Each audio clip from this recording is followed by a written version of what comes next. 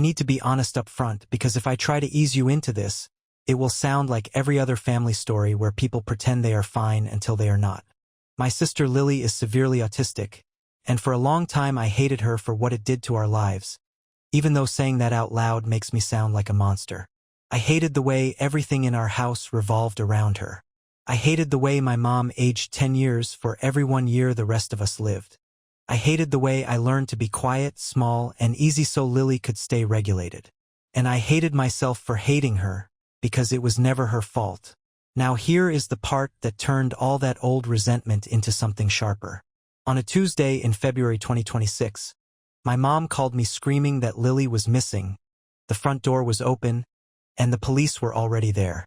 When I got to the house, I saw patrol cars, neighbors staring, my mom shaking so hard she could barely speak, and I felt this ugly thought flash through me before I could stop it. Not again. Not her again. Like my sister disappearing was an inconvenience I had to manage.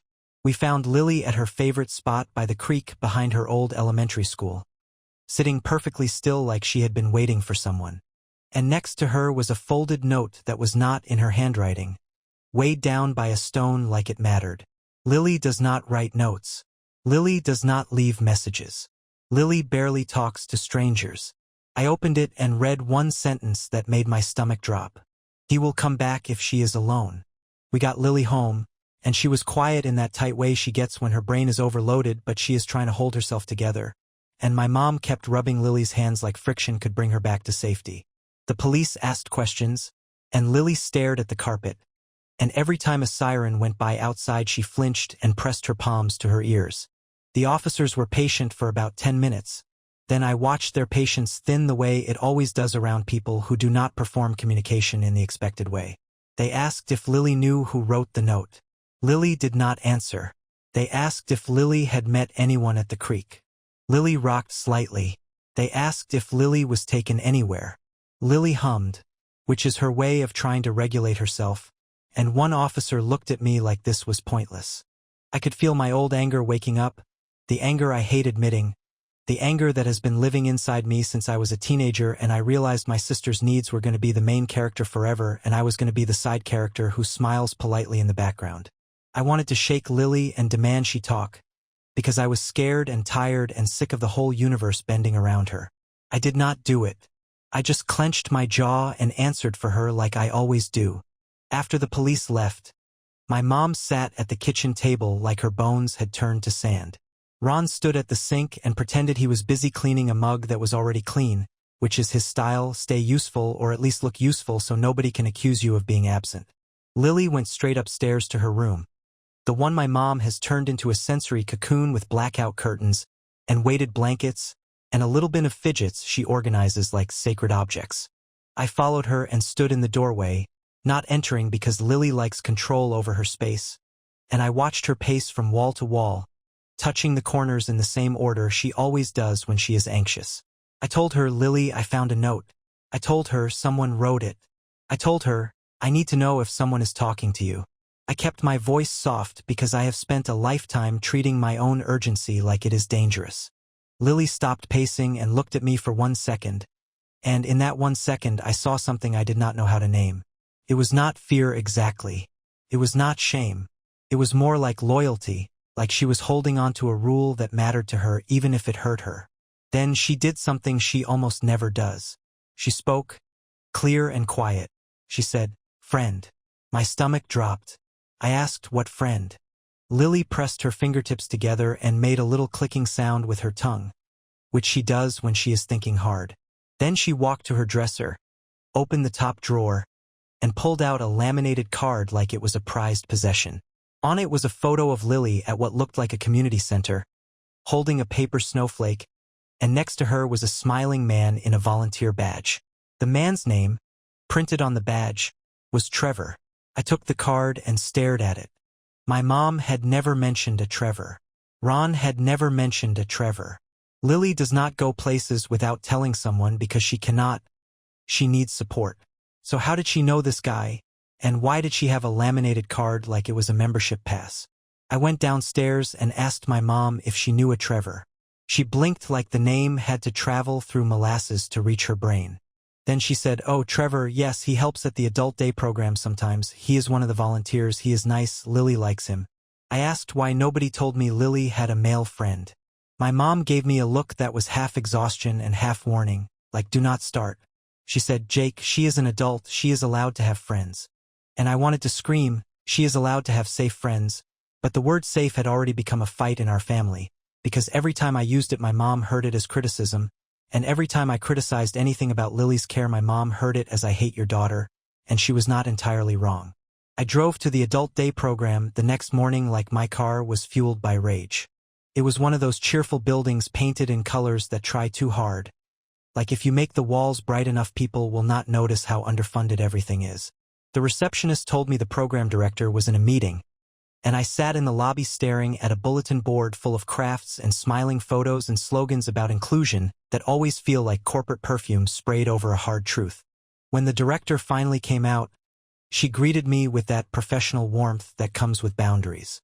I told her about Lily leaving, about the note, about Trevor. The director's smile tightened.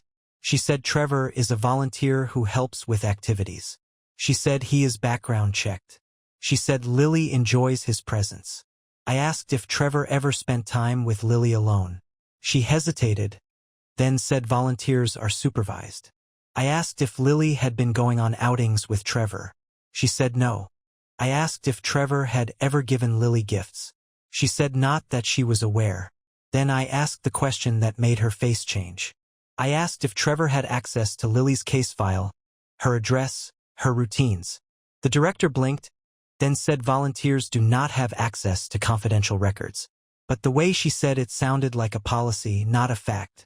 Outside, in my car, I sat with my hands on the steering wheel and the note on my passenger seat, reading it again and again. He will come back if she is alone. That sentence felt like a hook in my ribs. It felt like someone was waiting for Lily to be unprotected. And the worst part was realizing how easy that would be, because our whole family is tired, our whole system is stretched, and Lily's care depends on people who rotate in and out of her life like seasonal employees. That week, the obstacles piled up like the universe was playing a mean game. The police told us the note was not enough for a real investigation, not without a direct threat. The day program director got defensive and started talking about liability. Ron started muttering that maybe I was making it bigger than it was. My mom started crying every time I brought it up, which was her way of trying to make the conversation stop. And Lily, the center of it all, became more withdrawn, more rigid, more prone to sudden outbursts that left her sobbing in her room, hitting her own thighs with her fists in frustration because her feelings were too big for her body. In the middle of that, I got an email from an unknown address. The subject line said, "Lily's friend." The email was short. It said, "I help Lily feel understood. Do not take that away from her. I only want what is best for her.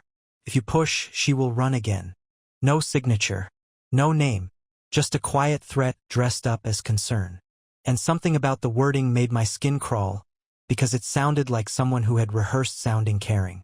That was the moment I realized we had an enemy. Not a cartoon villain, just a person with access, patience, and the kind of entitlement that makes them think they know what is best for someone else's vulnerable kid. And that was also the moment I realized my hatred was part of the problem, because if I had been more involved, if I had not spent so many years keeping my distance, maybe I would have known Trevor existed before he got his hands into Lily's world. I did the thing I always do when I am scared. I went into research mode, because if I can turn fear into a checklist, I can pretend I am in control. I pulled Lily's paperwork from my mom's file cabinet, the thick folder of evaluations and diagnoses and IEP history, even though she is not in school anymore, and I started reading like a detective. My mom did not like it. She hovered. She kept saying, "Jake, please do not make this harder." But I kept flipping pages because something in me had shifted from resentment to protection, and it surprised me how natural it felt once it arrived. That is when I found the first clue that made my stomach go cold again. There was a document from the county, a service plan update from last fall, and on the emergency contact page there was a phone number listed under secondary support, a number I did not recognize. The name next to it said T. Harlan. Trevor Harlan. My mom swore she did not add it. She said maybe the caseworker did. She said maybe it was a mistake. But the problem was that number being there meant Trevor was not just a volunteer who smiled at Lily during crafts. Trevor had been inserted into Lily's official support network. I called the county office, got transferred 4 times, and finally landed with Lily's caseworker, a woman named Marisol who sounded tired but sharp, like she had learned how to be kind without being soft. I explained the note, the email, the name. There was a pause, and then Marisol said, "Can you come in today?" When I got to her office, she did not waste time. She told me there had been rumors about Trevor, not criminal charges, not enough for anything official, just patterns. She told me he had a habit of getting close to certain clients, especially those with limited communication, and framing it as advocacy. She told me he had been asked to step back from volunteering at one program, then he popped up at another. She told me the system moves slow and people like Trevor move fast, and that gap is where harm happens. I asked her why Trevor was on Lily's emergency contacts. Marisol's face tightened, and she admitted the truth in a way that made me respect her even more. She said, "Your mom mentioned him as someone Lily trusted, and I allowed it because families are desperate for trusted support, and honestly we are short-staffed and everyone is doing too much, and sometimes we make calls that feel reasonable until they do not." I sat there feeling my old rage morph into something heavier, because this was not just one creepy guy, this was a whole system held together with good intentions and duct tape. Marisol told me we needed to act like this was real, even if the police were slow. She told me to document everything. She told me to lock down Lily's contact list, her accounts, her access. She told me to request a protective order if we could identify direct harassment. And then she said something that felt like an unexpected hand on my shoulder. She said, "Jake, you are going to have to be more present because Lily is an adult and you cannot control her, but you can become a constant, and constant is the safest thing for someone like Lily." That sentence hit me like a dare. Constant. I had spent years trying not to be that because being constant meant being responsible, and being responsible meant my life would always orbit Lily. I had hated that orbit. I had hated it so much I had convinced myself distance was survival. But then I thought about Lily sitting at the creek with that note, calmly waiting, and I realized Lily had been living in a world where someone else offered her a feeling she craved, feeling understood, and I had been too busy resenting her to offer it myself. Marisol helped me file an incident report. She gave me the name of a local autism advocacy group that had a legal clinic. She also gave me the name of a parent mentor who volunteered there, a guy named Frank who had a son in his 30s with similar support needs. I met Frank for coffee that night at a place in Oak Park that smelled like cinnamon and ambition, and Frank did not talk to me like I was a hero or a villain. He talked to me like I was a guy who was late to his own life. Frank listened while I unloaded everything, the missing years, the anger, the guilt, the note, the email. I expected him to judge me when I admitted I had hated my sister. Instead, he nodded slowly and said something that I still hear in my head when I am tempted to lie to myself. He said, "Hate is often grief that never got named." I laughed, not because it was funny, but because it was too accurate. I told him I grieved the childhood I did not get, the parents who were always consumed, the quiet house rules, the way every family event could get derailed by one sound or one texture or one unexpected change. I grieved the version of Lily that exists in other families, the sister who calls you for advice, the sister who jokes with you at Thanksgiving, the sister who understands you. And instead of letting myself feel grief, I had turned it into hate because hate feels active, hate feels like a weapon, grief feels like drowning. Frank told me Lily might not be able to say "I love you" in a way that looks normal, but she might show it in patterns, in trust, in choosing you as safe. He told me if Trevor had gotten close, it was because Lily was reaching for connection, not because she was naive, and that made me flinch because it meant Lily was not just my burden, she was my sister trying to live a life with the tools she has. The next day, I took PTO from work. I went to my mom's house and told her we were changing routines.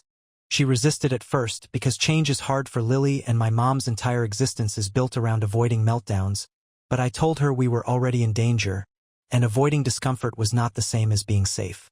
I installed new locks. I set up door alarms that chime softly, not shriek.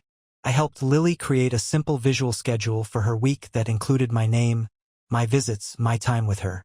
I sat with her at the kitchen table and asked her about Trevor in the most careful way I could. Lily would not say much. She kept tapping the table in a rhythm, her eyes fixed on a spot near my shoulder. But she did say one thing that broke me open. She said, "Trevor says Jake is mean." I swallowed hard. I asked why would he say that. Lily paused, then said, "Jake leaves." That was her whole accusation, simple and brutal, and it was fair. I had left in 100 quiet ways. That night, another email came. This one had a photo attached. It was Lily at the creek, taken from far away, her purple hoodie visible, her head bowed. The message said, "She trusts me. She will come with me if she needs to." That was the climactic moment of Act 3 for me because it proved Trevor was watching, and it proved he had been close enough to photograph her, and it meant this was not a misunderstanding. This was grooming. This was control. I forwarded everything to Marisol and the advocacy group lawyer. Frank told me to call the police again, push harder, use the word stalking, use the word vulnerable adult. And for the first time in years, I did not feel like the annoyed brother dragged into a crisis. I felt like a brother who finally chose his sister. The worst day came fast, like trouble always does once it knows where you live. It was a Friday, still cold, the sky low and gray, and I was at my mom's house because Lily had a dentist appointment and my mom gets overwhelmed by waiting rooms. Lily was anxious, humming, rubbing the seam of her sleeve between her fingers, and I was doing my best to keep the energy calm. We got through the appointment. We got back to the car. My mom realized she had left her wallet inside and told me to stay with Lily while she ran back. It was a simple moment, the kind of moment that happens in every family. A wallet, a quick dash, a tiny separation. And it was exactly what Trevor had been waiting for. I noticed him because my body reacted before my brain did, that old survival instinct I forgot I had. He was across the parking lot near a dark SUV, leaning casually like a guy waiting for someone after a workout, wearing a hoodie and a friendly face. He raised his hand in a small wave. Lily saw him and froze. Then her whole posture changed, shoulders dropping like relief. Trevor started walking toward us with his palms open, like he was harmless. He said Lily's name softly, like he had practiced the exact tone that makes her feel safe. Lily took a step toward him before I even moved, and my chest filled with a heat so sharp it felt like pain. I stepped between them and said, "Stop." Trevor smiled at me like I was the problem. He said, "Hey man, no need to be aggressive, I just wanted to say hi." Lily asked about me. He said it like he had a right, like Lily's curiosity was permission. I told him he needed to leave. He laughed a little and said, "You cannot control her forever. She is an adult, she has choices." Lily started rocking, faster, her hands rising toward her ears. The parking lot noise, carts, engines, voices, it was all too much, and Trevor knew it. I could see it in his eyes, he was using the environment as pressure. He took another step and said, "Lily, do you want to come with me? We can go somewhere quiet." I said no, louder than I meant to. Lily flinched. Trevor's smile widened, and he said, "See, he is mean." That sentence was gasoline. I lunged for Trevor's wrist when he reached toward Lily, and he pulled back, just enough to make it look like I was the one escalating. Two people nearby turned their heads. Trevor raised his voice slightly and said, "Do not touch me, man. I am just talking." He was building a stage. He was setting me up. And then Lily did what Lily does when her nervous system overloads and she needs one clear instruction. She ran. She bolted between two cars and sprinted toward the edge of the lot, toward the street, toward traffic. I shouted her name, my voice cracking, and I ran after her. Behind me I heard Trevor call out, "Lily, this way," and I realized he was trying to direct her like she was a dog, like she was trained. The next 2 minutes felt like my whole life compressed into a single panic. Lily hit the sidewalk, dodged a couple pedestrians, and kept going.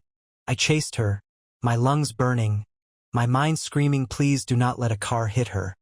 Please do not let her disappear." I saw her reach the corner where the bus stop is, and there was a city bus pulling up, doors opening. Lily stepped toward it, drawn by the open door and the promise of escape. And then Trevor appeared on the other side of the stop, like he had predicted every move. He was close enough to guide Lily onto the bus. I saw him speak to the driver, saw his hand gesture, calm, confident, like he belonged there. Lily climbed the steps. I grabbed the handrail and shouted, "Stop. She cannot go. She is vulnerable." The driver hesitated. Trevor snapped, She is with me, she is fine, her brother is freaking out. And I saw the driver's face shift into that confused discomfort people get when they do not know who to believe and they want the problem to go away. I did the only thing I could do. I stepped onto the bus, blocking the aisle, and I said, "Lily, look at me." Lily was crying now, not loud sobbing, just tears, her hands shaking. I softened my voice. I said, "Lily, we go home together." I said, "You are safe with me." I said, "I will not leave." Trevor leaned in close and said, "She is scared of you." He said it like a knife. And I almost believed him because my guilt is always ready to agree with anyone who blames me. Then Lily looked at me, really looked, and she did something she has not done since we were kids. She reached out and grabbed the front of my jacket, tight, like she was anchoring herself. Her eyes were wide and wet, and she said, "Home." That single word was my whole decisive move. Home. Not Trevor. Not quiet. Not escape. Home with me. I turned to the driver and said, "I am taking her off the bus now." Trevor tried to grab Lily's arm, and that is when I lost the last thread of politeness. I shoved his hand away and said, "Do not touch her." The driver stood up and yelled for security. 2 passengers started filming. Trevor backed off instantly, palms up, acting wounded, acting innocent, because men like that know exactly when to retreat. I guided Lily off the bus, her grip still on my jacket, her breathing ragged. Trevor followed us onto the sidewalk, voice low, almost gentle, and he said, "You are making this worse, you are traumatizing her." I looked him in the eye and said, "If you come near my sister again, I will ruin you." Not in a dramatic tough guy way, just in a tired brother way, the way a person speaks when they have finally accepted what they are willing to do. My mom arrived then, breathless, terrified, and when she saw Trevor she froze like her brain could not process him being real. Trevor gave her a polite nod like he was a family friend. My mom's face crumpled. She whispered, "Why are you here?" Trevor said, "Lily asked for me." He said it like a victory. That was the peak of Act 4 for me, because everything that had been abstract became physical. This was not emails and notes. This was a man trying to take my sister in broad daylight, using the language of autonomy as a mask, using her disability as his access point, and using my past distance as his leverage. We called the police again. This time, with witnesses and video and a direct confrontation, they listened differently. Marisol got involved. The advocacy lawyer pushed the paperwork fast.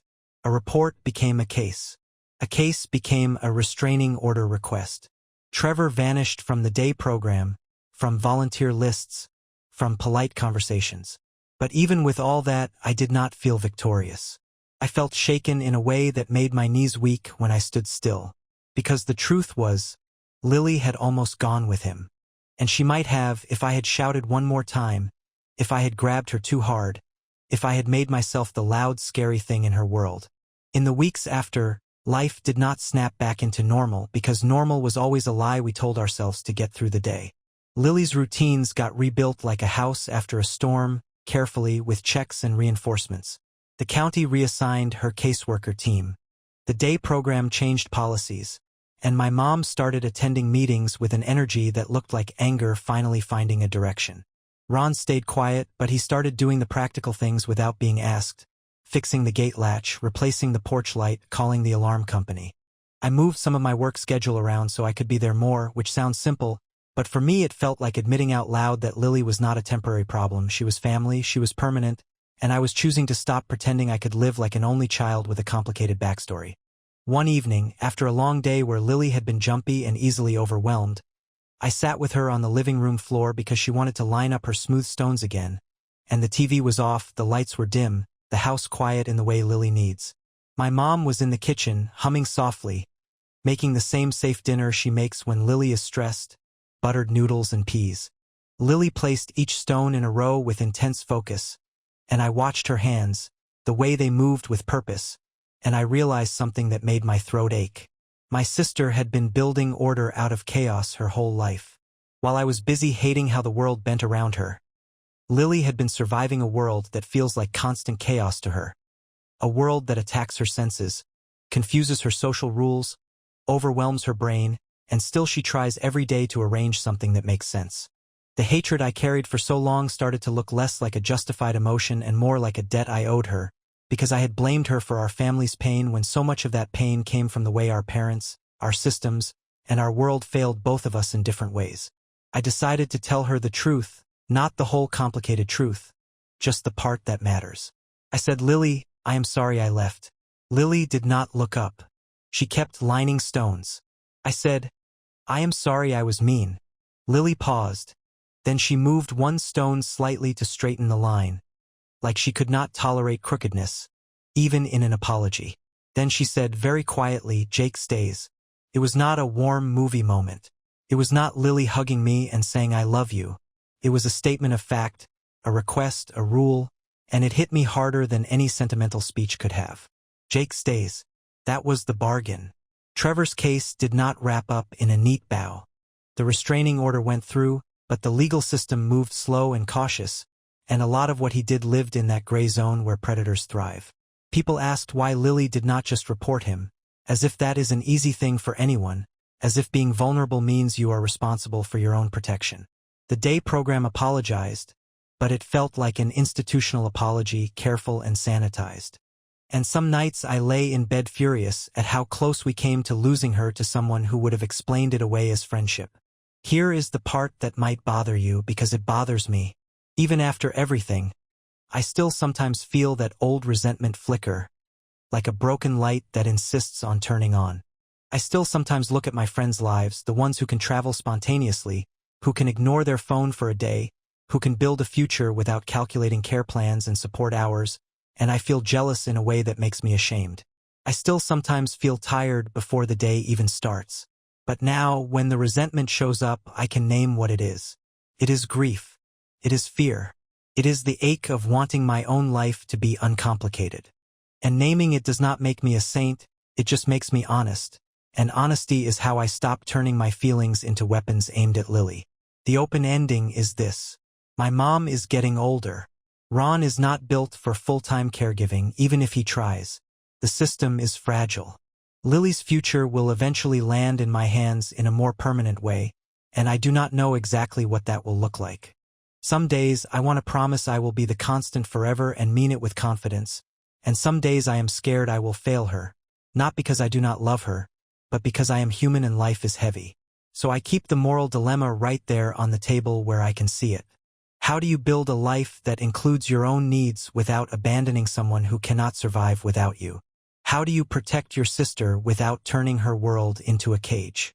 How do you forgive yourself for the years you spent hating someone who never asked to be the center of the storm? All I know is, on that bus steps in February 2026, my sister chose home. And for the first time in my life, I understood that home is not a place Lily lives. Home is the people who stay. And now, when Lily lines up her stones and glances at me to make sure I am still there, I do not feel trapped the way I used to. I feel chosen. Finale Part 5 Aftertaste Reflection. If you have someone in your family who takes up all the oxygen in the room, whether it is disability or addiction or illness or chaos, it is easy to turn your pain into anger and aim it at the person closest to the center, because anger feels cleaner than grief and blame feels easier than admitting you are scared. I spent years calling it hate because hate made me feel powerful, and because admitting I was heartbroken felt like weakness. But hate does not protect anybody. Presence does. Boundaries do. Systems do when they work. And sometimes the most grown-up thing you can do is admit you are not a hero, you are not a villain, you are just a person who has to decide who you want to be when the door is open and the world is cold and someone you love is walking toward danger. Jake stays. I keep hearing it. And I keep trying to live up to it, even when I do not know exactly how. Sometimes healing is not forgiveness. Sometimes it is honesty. Sometimes it is admitting that love and anger can exist in the same space without canceling each other out. The moment I stopped lying to myself was the moment I finally started to heal. That is the truth I wish someone had told me years ago. Emily paced in tight loops, slapping her arms, vocalizing in a low, repetitive way that meant she was still overloaded. She did not look at me. She rarely did. In her world, I was familiar but not emotionally registered. That used to hurt. Now it mostly made me feel erased. No one asked me to stay. It was assumed. That was the family rule I had never escaped. I canceled meetings. I told myself it was temporary. I knew I was lying. Days turned into a blur of crisis management. Emily refused to eat unless food followed an exact ritual. She tore a door off its hinges. She scratched herself until she bled. My parents moved through the house like ghosts. I stepped back into the role I had been trained for without realizing it. Calm voice, blocking doors, anticipating explosions, absorbing impact. The resentment came back fast and vicious. Every missed workday burned. Every canceled plan burned. Every night listening to screaming burned. I hated that my life shrank again without anyone acknowledging the cost. I hated that even now I was expected to be the strong one. The breaking point came late one night when Emily lunged toward the front door and I stepped between her and my mother. She bit down on my arm hard enough to make my vision blur. Pain exploded. Instinct took over. I shoved her back too hard. She fell. Silence followed. My mother screamed my name in horror. Emily cried in fear. My father rushed in too late. I stood there shaking, staring at the mark forming on my arm, and realized something terrifying. Part of me wanted to shove her again. Not to protect myself. To release decades of rage. That night, alone in the bathroom, I understood that the anger I had buried for most of my life was no longer contained. And if nothing changed, it was going to destroy me.